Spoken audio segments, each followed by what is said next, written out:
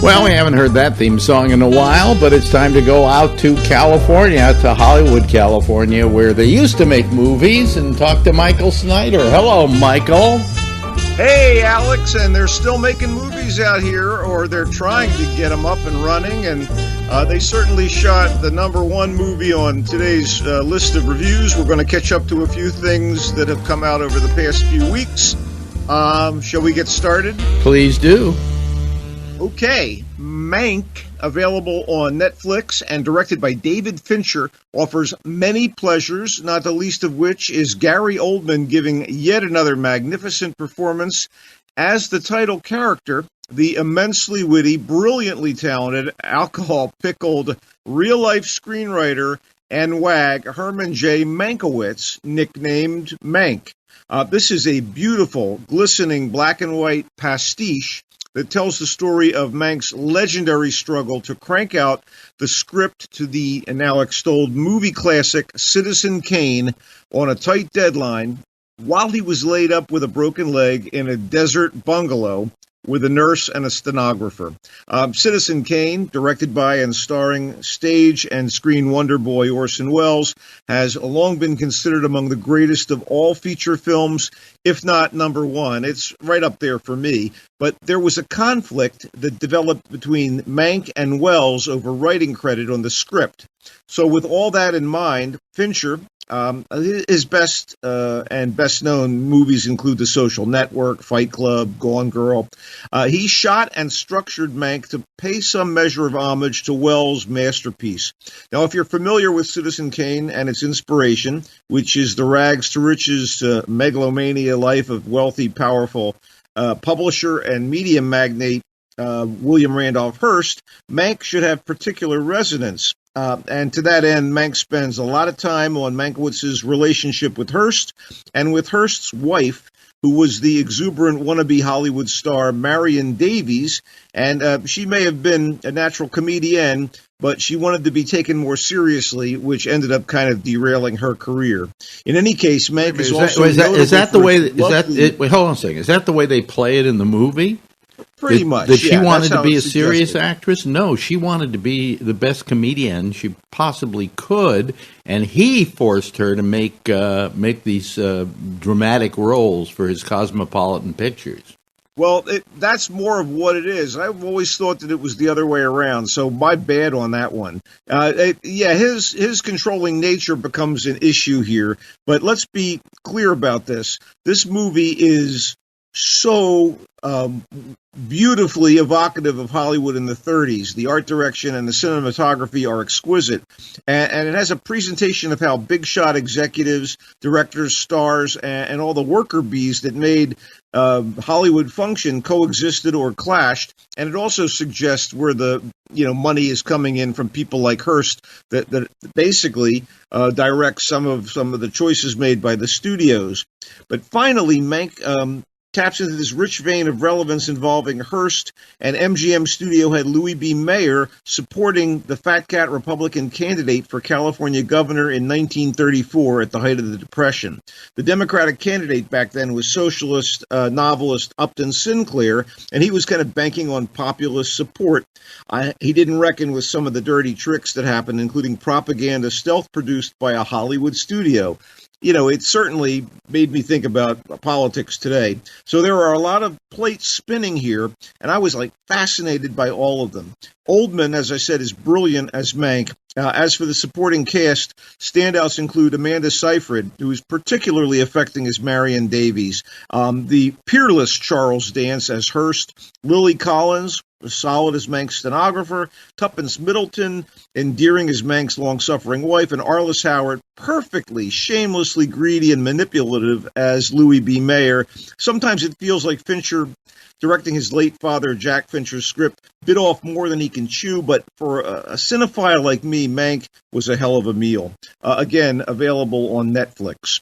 Okay, Uncle Frank is next. For all of its manipulations and my innate cynicism, Uncle Frank is so filled with heart and excellent performances, I couldn't help but be moved during its climactic moments. It's the work of writer-director Alan Ball, the guy who made American Beauty, Oscar-worthy, whose TV series 6 Feet Under was Emmy bait. I felt I'd be in good hands with the combination of a coming-of-age story, a coming-out story, and a road movie, and ultimately I was.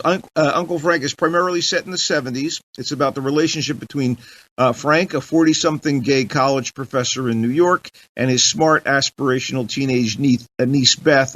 She's enrolled in the university where he teaches, and they decide to return together to their small southern hometown for the funeral of Frank's less than accepting father. Frank is out to friends in New York and living with his charming partner, Wally, who happens to be, talk about piling on trouble, a Muslim immigrant who escaped oppression in the Middle East. That's right, gay and Muslim and an immigrant. Anyway, Frank is closeted at work and not out to most of the family, and Beth learns the truth of his proclivities during a fun party scene in Manhattan. But clearly he was shamed while growing up and alienated by the father, so it's quite a big deal for him to attend the funeral. Paul Bettany plays Frank. He's probably best known as the Vision in the Avengers movies, but I love him in a lot of things. British crime movie Gangster Number One is one of my favorite of those kind of films, and Bettany's great in that. And he's absolutely wonderful as Frank. And young Sophia Lillis, who was the redheaded girl member of the Kid Gang in the recent It horror movies, equally impressive as Beth. She's bright, she's cheerful, caring, devoted to her uncle, a little naive, on the verge of womanhood. And you get reliable performances from Judy Greer and Margot Martindale. And I got to tell you, Stephen Root plays Frank's bitter, mean-spirited father, and he's so good at comedy and so good at drama, but this was really a chilling performance. And also I want to mention Steve Zahn, who plays Frank's good old boy brother.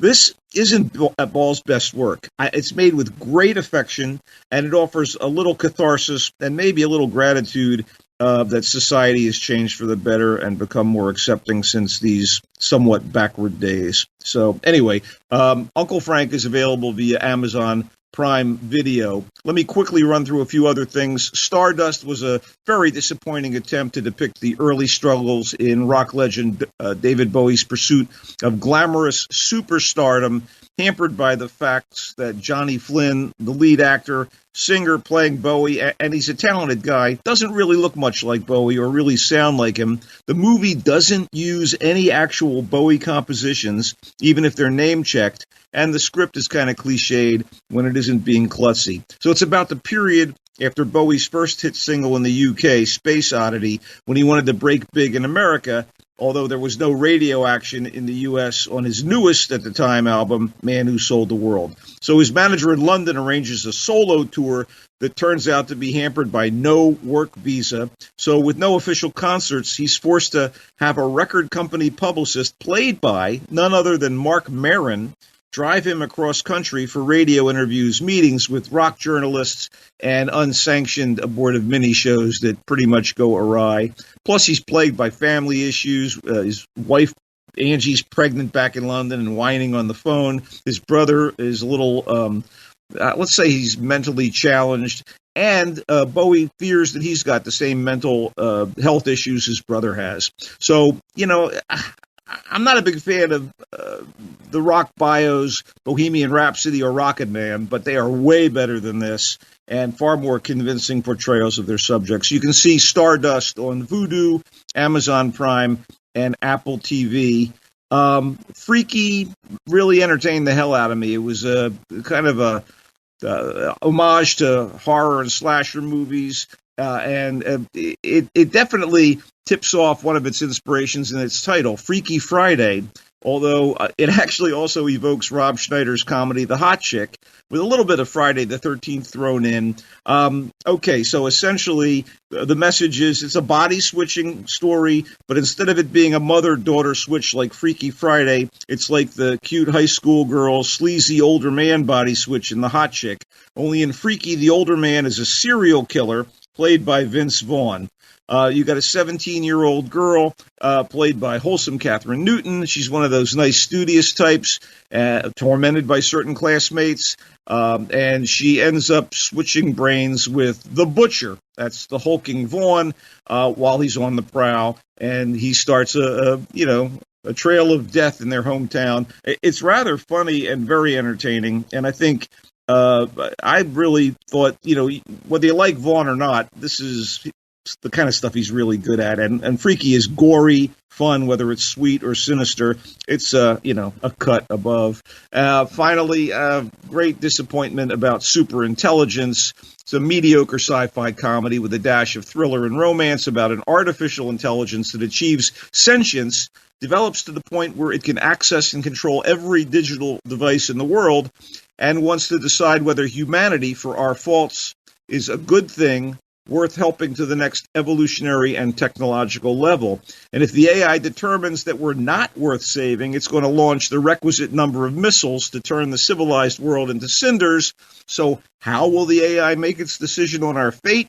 It will test the mettle of an average person, played by Melissa McCarthy, on her default setting, goofy, sometimes overbearing, but usually lovable schlub. That's right. For some reason, the AI thinks that if it gives the recently unemployed Carol, that's McCarthy's character, a means to achieve her heart's desire, rekindling a relationship with an estranged love of her life, played, by the way, by the ever-capable Bobby Cannavale doing that actor's paycheck thing, and she wins the guy, humanity is worth saving. If not, good night, everybody. I kept wondering who programmed this AI, a Lifetime channel executive. Anyway, McCarthy can be very funny, as she is in the terrific comedy Spy, and a very good actress, as she is in the excellent drama Can You Ever Forgive Me? And here she is neither.